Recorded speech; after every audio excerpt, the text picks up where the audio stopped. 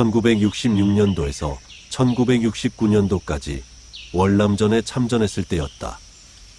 1967년 월남 뚜이호와 차이산 작전 때다. 적과 나는 3m 간격을 두고 서로 맞닥뜨리게 되었다. 적은 커다란 나무 뒤에 몸을 숨긴 채 나를 향해 총을 겨누고 있었다. 같이 임무를 수행하던 부분대장은 정신을 잃고 그 자리에 쓰러져 혼이 나가고 말았다. 적은 내 가슴을 향해 방아쇠를 서서히 잡아당기고 있었다. 하나님을 부르고 예수님을 불렀다. 불과 몇 초만 있으면 나는 수십 발의 총알을 맞고 죽을 판국이었다. 그 순간 온 천하 사람들이 들을 수 있을 정도의 큰 소리로 마치 부두의 백고동 소리같이 크고 웅장하게 하늘에서 음성이 들렸다. 사랑하라. 나는 이 음성을 듣고 총을 버리고 적을 향해 걸어가려 하였지만 내가 움직이면 적이 쏠 것만 같아서 입도 벌어지지 아니한 채 그저 마음으로 하나님, 사랑하러 가면 적이 나를 총으로 쏘는데 어찌합니까? 물었다. 내가 지체하고 있으니 하늘에서 급한 소리로 사랑하라 하는 음성이 또 들렸다. 그 음성을 들으면서 마음에 크게 감동되었다. 이때 누군가가 뒤에서 떠미는 것 같았다. 총을 버리고 앞으로 걸어갔다. 하늘의 음성대로 적을 끌어안고 울며 사랑하는 마음을 몸으로 표현했다. 적도 총을 살며시 놓고 나의 허리통을 끌어안고 울었다. 40분을 그렇게 울고 나서 보니 적의 얼굴이 제대로 보였다. 그는 십자가 목걸이를 하고 있었다. 나도 하나님을 믿는다 말하니 그 역시 하나님을 믿는다며 천주교라고 하였다. 생사의 기로에 선 순간 인간으로서는 상상도 할 수 없는 말씀, 사랑하라는 말씀을 듣고 그대로 행하니 나도 살고 적도 살게 되었다. 사랑하면 하나님이 책임을 져주시고 구원을 시켜주심을 나는 극적으로 체험하였다. 이같이 하나님은 감당할 수도 없고 이해할 수도 없는 말씀을 하신다. 그러나 그 말씀을 행해야 결국 살게 되고 잘 되었다. 이날 소대장은 조사할 것이 있다고 포로로 잡은 적을 데려가고 나는 동굴을 수색하려고 전우들과 동굴 깊이 들어갔다. 그때였다.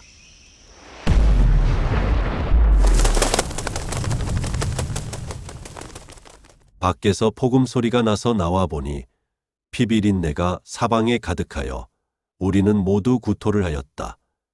소대장이 포로로 잡은 적을 특별한 이유도 없이 크레모아를 터뜨려 몸을 산산조각 내어 죽였던 것이었다.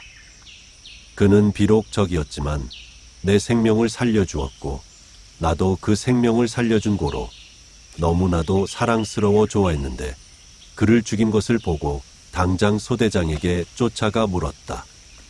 비록 적이지만 자수하였는데도 왜 죽였습니까? 소대장님이 사랑하는 부하를 죽이지 않고 살려주었으면 그 사람에게도 은혜를 베풀어 살려줘야 되지 않겠습니까? 아무리 전쟁터이지만 양심을 버리고 어떻게 전쟁할 수 있냐고 말했더니 소대장은 나를 보고 그럼 내가 저놈을 데리고 가서 살래? 포로 수용소로 보내서 자유를 찾게 해줘야 되지 않겠습니까? 예수쟁이는 그렇게 할지 몰라도 나는 소대장으로서 죽인 거야. 실상을 알고 보니 적을 연대본부나 상급부대에 보내어 그가 정보를 제공하면 또 위험한 작전을 하여야 되기에 죽인 것이었다. 나는 소대장에게 남의 생명을 살려주어야 자기 생명도 하나님이 지켜준다고 말했다.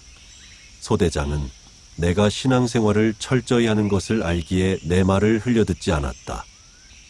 이 일로 인해서 3일이나 내 눈에 눈물이 마르지 아니하였다. 내가 하늘의 음성을 듣고 목숨을 걸고 사랑함으로 살려주었는데 그를 죽였으니 눈물이 강을 이루지 않을 수가 없었다. 그런데 우연으로 볼 수 없는 이상한 일이 생겼다. 작전이 끝나고 한 달이 지났을 때 소대장은 갑자기 장갑차 소대장으로 발령이 났다. 포로도 잘 죽이고 용감하다며 최고 위험한 전방으로 발령이 난 것이었다. 이후 6개월 만에 다시 돌아온 소대장은 피골이 상접해 있었다. 이야기를 들어보니 그는 너무 위험한 곳에서 죽음의 고통, 지옥 같은 뼈저린 고통을 겪었다고 했다. 사람을 죽인 자를 죄 없다 아니할 수가 없고 그 행한 대로 하나님이 심판하지 않을 수가 없는 것이다. 그 후 제대한 지 20년이 지나갈 무렵 이 사건의 소대장을 찾아보았다. 그는 중령으로 아들, 딸 잘 낳고 군에 근무하다가 어느 겨울날 연탄가스 중독으로 식구들과 모두 죽었다는 소식을 들었다.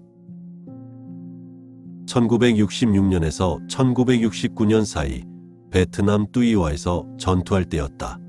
상급 부대로부터 베트콩들에 대한 정보를 받고 급히 새벽에 출동하였다. 우리 소대는 차이산 기슭야산에서 주간 내복을 서게 되었다. 정보인즉 월맹군들 또는 지방 베트콩들이 이 지역을 통과하여 마을로 내려와 식량을 조달해 간다는 정보였다. 종일 일렬행대로 대매복 작전을 펴 기치를 버리고 숨어 잠복했다. 열대의 태양은 너무 뜨거워서 사람을 찜통에다 넣고 삶는 것 같았다. 적으로부터 위치가 발각되면 모두 허사가 되기 때문에 우리는 적을 잡기 위해 열대의 땡볕에 총을 겨누고 온종일 엎드려 있어야 했다. 오후 4시쯤 되니 차이산 쪽 넓은 벌판에 적들이 한두 명씩 나타나기 시작했다. 모두 긴장되어 초조한 마음으로 쳐다보니 점점 적의 숫자는 많아져 17명이나 횡대로 총을 옆에 끼고 긴장하며 사방을 경계하며 걸어 나오고 있었다. 1시간 반 이상을 두고 우리 앞 30m까지 왔다. 우리 소대 매복조들은 1인당 베트콩 1명씩을 맡아 25m가량 접근하면 일제히 사격하기로 했다. 나는 사형장을 향해 걸어오는 적들이 너무나도 불쌍하고 안타까웠다. 마치 내가 걸어오는 것 같이 괴로웠다. 그들도 고향의 전쟁터에서 살아오기만을 기다리는 어머님과 그 형제들이 있을 텐데 만일 저들을 죽이면 저들만 죽이는 것이 아니라 그 부모 형제의 삶을 모두 지옥으로 만드는 잔인하고 슬픈 일이라 생각했다. 나는 하나님과 예수님께 생명을 살려달라고 간구했다. 이때 나에게 스쳐오는 영음이 내가 저들을 죽이느냐? 너희가 저들을 죽이면서 왜 나보고 살려달라고 하느냐? 했다. 그들을 살리려면 생명을 귀히 보는 내가 살려주어야 됨을 깨달았다.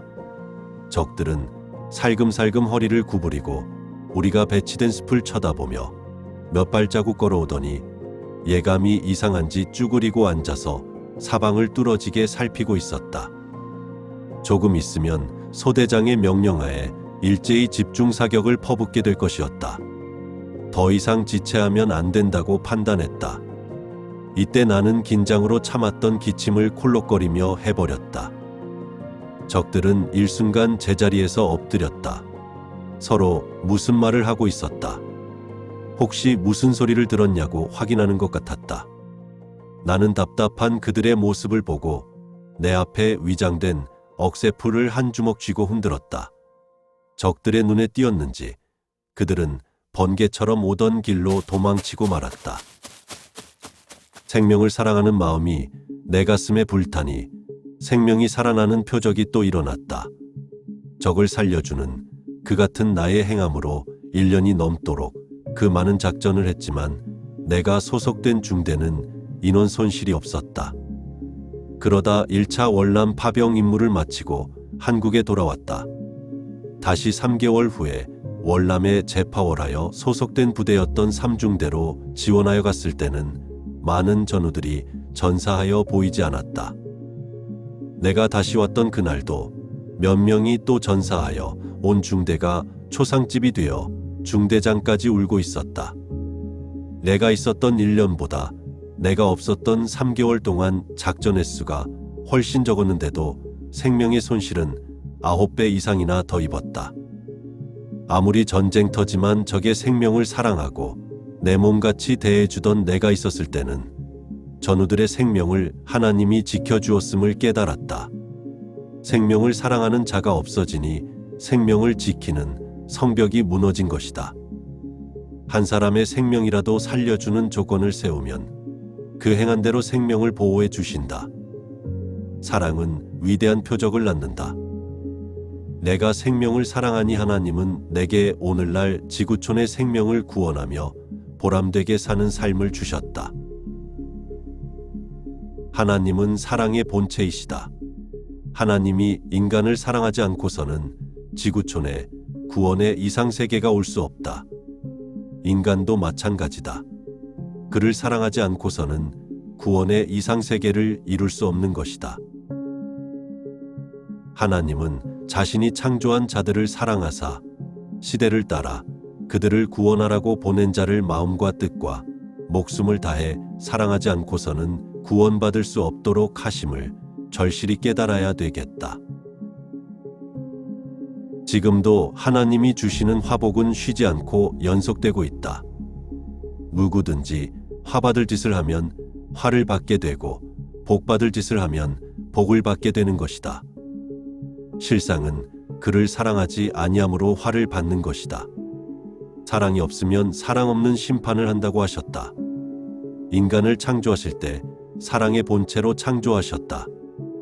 하나님은 자기 형상과 모양을 따라 창조하셨건만 인간이 그를 사랑치 아니함으로 사랑을 상실하게 되었고 타락하게 되었다.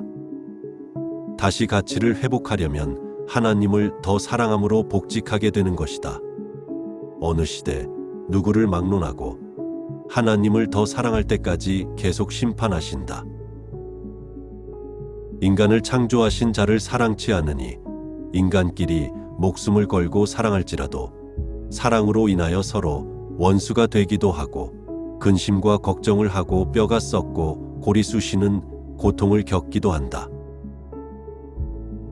사랑의 본체가 되시는 하나님을 사랑하지 않고 인간의 육체끼리만으로는 인간을 창조하신 목적, 사랑의 이상세계를 이룰 수 없는 것이다. 먼저는 인간이 마음과 뜻과 목숨을 다해 오직 하나님을 먼저 사랑하는 것이 사랑의 법칙이요 순리다. 하나님보다 사람을 더 사랑하는 자는 합당치 않다고 말씀하셨다. 하나님을 향한 사랑과 인격과 법칙을 가지고 사람을 사랑해야 타락하지 않고 온전한 사랑이 된다. 하나님 뜻대로 하지 않는 사랑은 지혜 없는 사랑이므로 육체만 더럽혀지고 사랑으로 인하여 더 걱정 근심만 남게 된다. 하나님의 뜻대로 하는 사랑은 절대 허무하지 않다. 그 말씀을 지켜 창조자를 사랑하며 살지 못하면 인생 100년의 갑절을 산다 해도 행한 모든 일들이 후회스럽고 허무하여 바람을 잡는 듯한 삶으로 끝나는 것이다. 하나님과 그리스도를 그 무엇보다 어느 누구보다 사랑하지 않는다면 인생은 단 하루도 온전한 사랑을 누리며 살지 못하고 죽는다.